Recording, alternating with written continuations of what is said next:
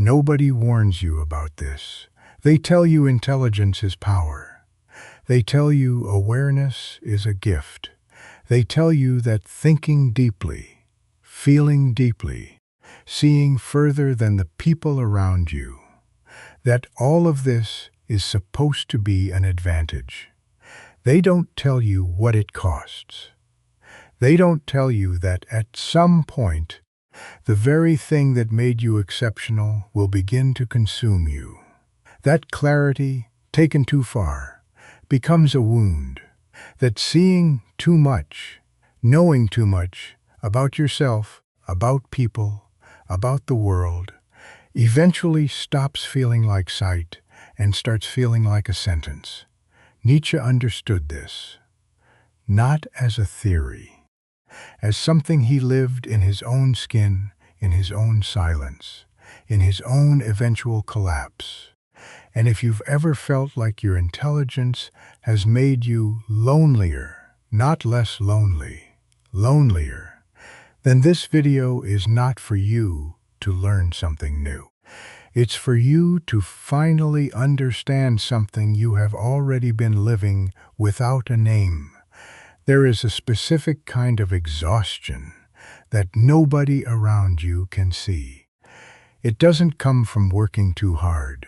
It doesn't come from heartbreak or loss or failure. It comes from thinking, constantly, relentlessly, without permission. It comes from processing every conversation for what was underneath it, every silence for what it meant, every pattern in people's behavior for what it revealed about their fears and their performance and their quiet compromises. It comes from being unable to turn it off. You've sat in rooms full of people and felt completely alone. Not because you dislike them, but because the conversation never goes deep enough to reach you. Because the noise is everywhere, and the stillness you need is nowhere. Because people around you seem genuinely, effortlessly satisfied with things that feel to you like the surface of something much larger and much darker underneath. You've been called too serious, too intense. You've been told to relax, to lighten up, to stop overthinking, as if the problem were your settings and not your architecture. And somewhere along the way, you started to wonder, not whether you are broken exactly, but whether you are simply too much to fit, too much to be understood, too much for the world that surrounds you, and maybe, eventually, too much even for yourself. That is not a personality flaw. That is a specific psychological condition, and it has a name. And Nietzsche described it with terrifying accuracy more than a century before the modern world made it epidemic. Here is the pattern nobody points to.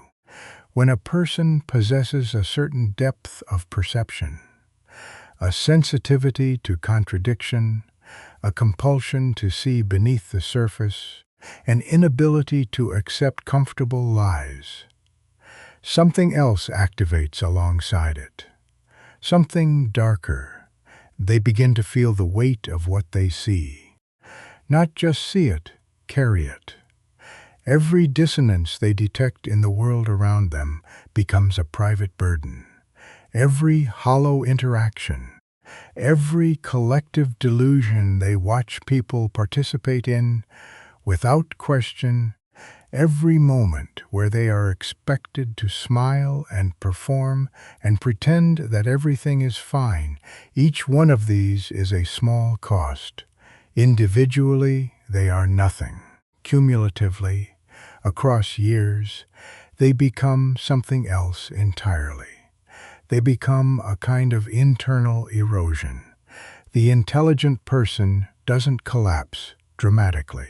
They don't explode outward.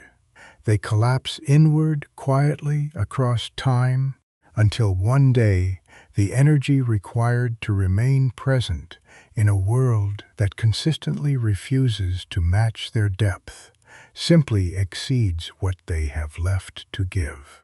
This is not weakness. This is the specific tax levied on a particular kind of consciousness. And the cruelest part of the pattern is this: the very capacity that makes them suffer, the depth, the perception, the need for something real, is also the thing most people around them will never see, never name, and never take seriously. Because from the outside, the collapse of a deep person looks like moodiness, it looks like withdrawal, it looks like arrogance or sensitivity or failure to cope. It is none of those things. It is something older and more serious, and Nietzsche had a name for the person it happens to.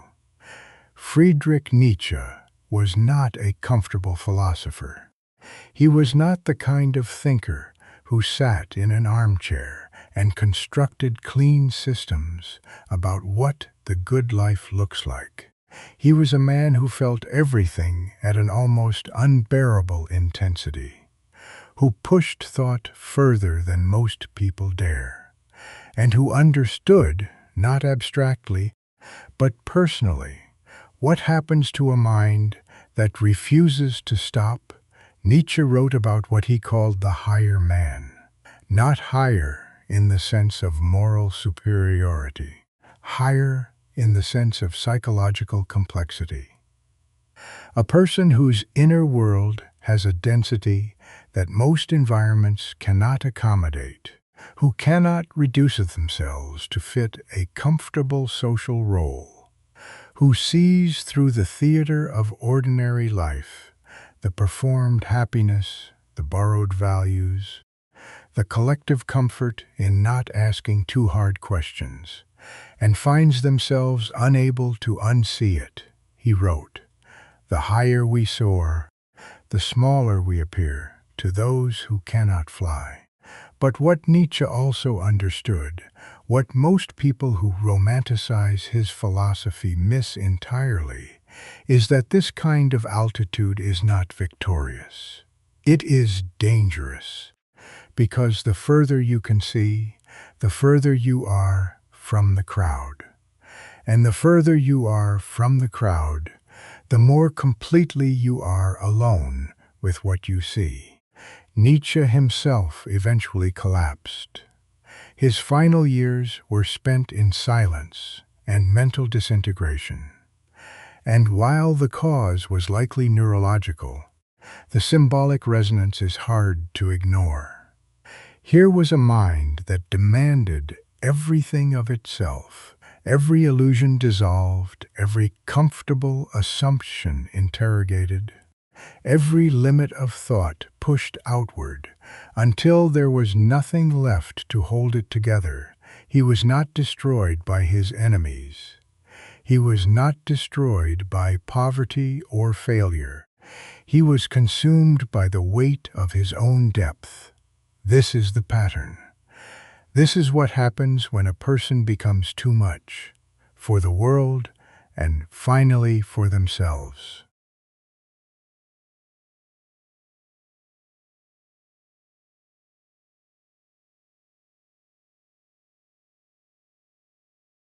But here is what makes this more than a biography lesson. This is not about Nietzsche. This is about the mechanism.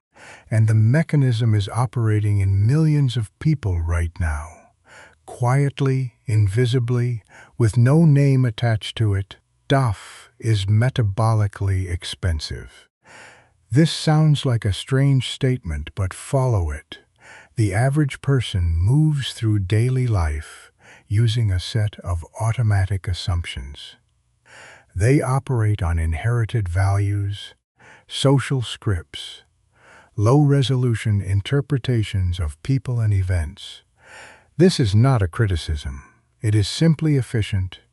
Evolution rewards conservation of cognitive energy.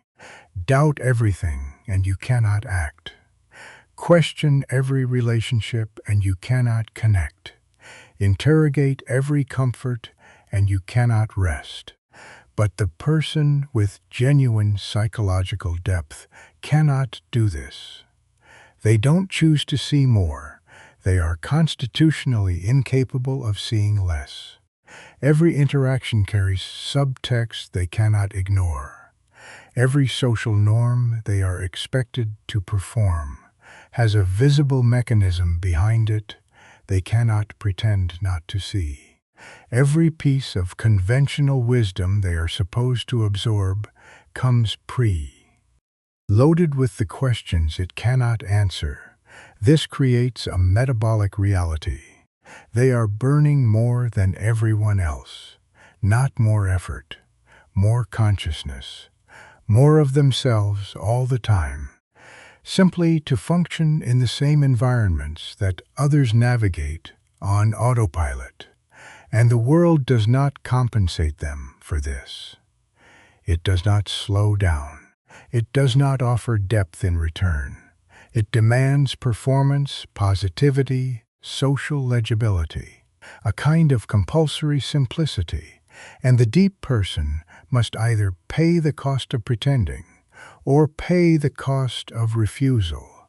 Either way, they pay. Let's name the mechanisms, because this collapse does not arrive all at once. It builds through a specific series of invisible stages, and recognizing them is the first form of resistance. The first is the accumulation of dissonance. Every time a person of depth is required to participate in a conversation, a system, a relationship, or an institution that operates at a lower register than they do, there is friction. Not dramatic friction, subtle friction, the kind that leaves no mark but adds up. Over years of navigating shallow workplaces, performative social events, relationships where they are never fully met, the accumulation becomes structural. The world simply feels wrong at a level they cannot easily explain to anyone around them. The second is the betrayal of self-expression. Deep people generally learn early that expressing the full weight of what they think and feel creates problems. It frightens people. It makes them uncomfortable. It ends conversations rather than deepening them. And so the deep person learns to compress themselves, to show an acceptable version, to hold the real thing back. Over time, this compression becomes habit, and what began as social intelligence becomes a form of imprisonment, where their most authentic self exists only in private, in silence, unseen. The third is the illusion of superiority masking pain. From the outside, and sometimes from the inside, the withdrawal of a psychologically deep person can look like contempt. It can look like they believe themselves better than others. And sometimes there is an element of that. But Nietzsche was precise about this distinction. What looks like arrogance from the outside is almost always, at its root, loneliness. The person who appears cold and unreachable is not above emotion. They are drowning in it, alone, without translation, without anyone who can receive what they are actually experiencing. The fourth is the turning of perception inward. When the external world consistently fails to meet the deep person's level, the only place left to look is inward. An introspection without limit, without the tempering effect of genuine external connection, becomes brutal. The same analytical capacity that sees through other people's self-deceptions turns with full force on the self.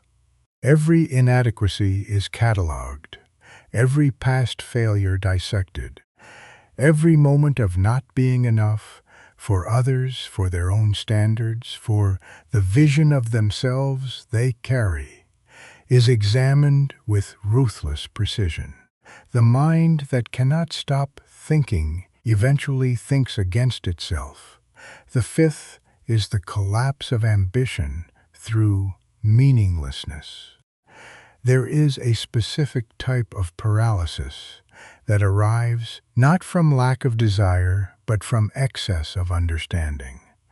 The person sees too many outcomes, too many contradictions, too many ways in which effort leads nowhere real. They understand too clearly how most achievement is performance, how most success is contingent on systems they cannot respect, how most social reward requires a kind of self-reduction they are unwilling to perform.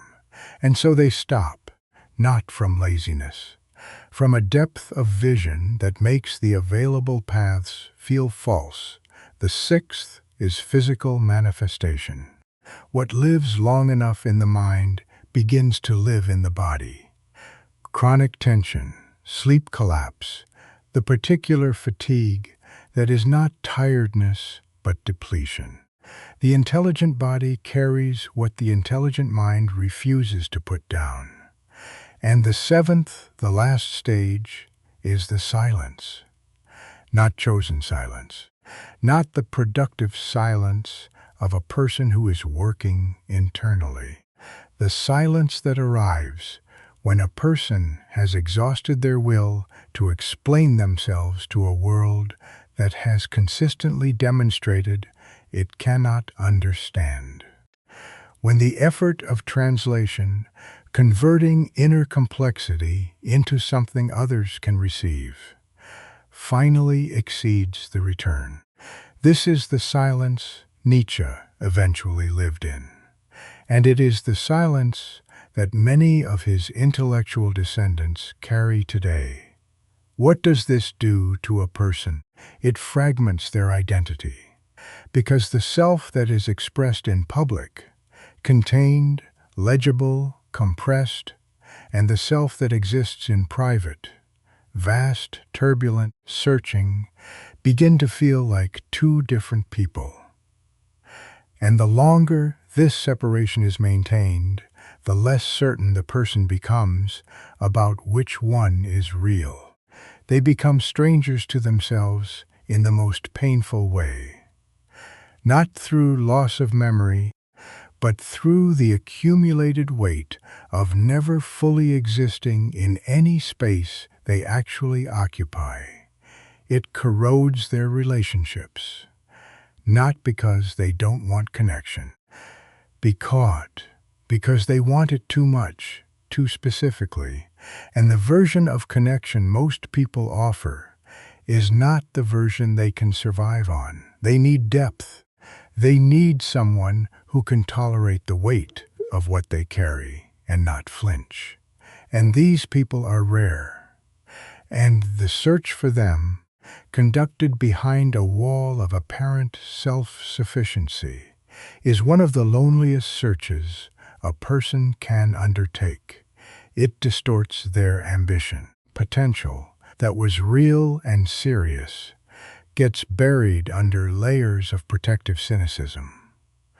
Not because they gave up, but because giving up in this case was a survival mechanism, a way of not caring what they couldn't have, so that not having it was bearable, and ultimately it threatens the self itself.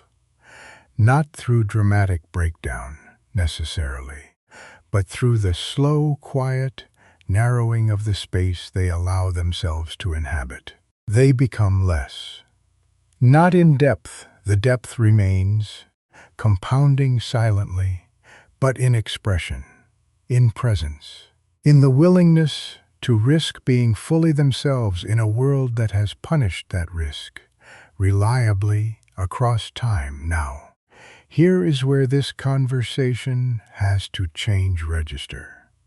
Because the point of naming this pattern is not to confirm it as fate. Nietzsche wrote, One must still have chaos in oneself to give birth to a dancing star. The depth is not the disease. The depth is not what needs to be fixed. What needs to be understood, clearly, seriously, without the comfort of easy answers, is that depth without a container destroys the person who carries it, and the container is not a solution. It is not therapy, though therapy can help.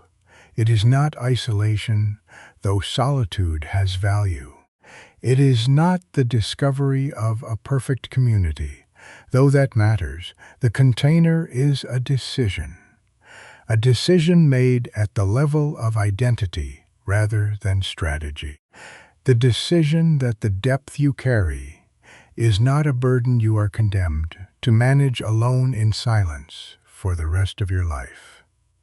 That it is, in fact, the most real thing about you, and that its expression, even partial, even imperfect, even in a world that cannot fully receive it, is better than its permanent suppression. Nietzsche's error, if we can call it that, was to treat his own consciousness as a war that had to be won alone. He refused almost all support. He wrote for a future audience rather than a present one. He preserved his depth at the cost of his connection, and ultimately at the cost of his stability. You do not have to repeat that particular mistake. The question is not how to become less. The question is, what would it mean to become fully what you already are? Without apologizing for the weight of it, without compressing it into something others find more comfortable, without treating your own complexity as a problem to be solved, rather than a reality to be inhabited. That is not inspiration. That is a serious, difficult, ongoing act of psychological courage. And it begins not with a technique, but with an honest acknowledgement that the collapse you may be approaching, or the one you may have already survived, was not a sign of your weakness. It was a sign of what you were carrying alone. Nietzsche wrote near the end of his productive life, "I am not a man. I am dynamite." He meant it as power, but it is also a warning. Dynamite, contained without purpose, without direction, without the right conditions, does not create. It detonates inward. The most dangerous thing in the world is not a shallow person. The most dangerous thing in the world, to itself, is a deep person who has been convinced their depth has no place, because they do not go quietly.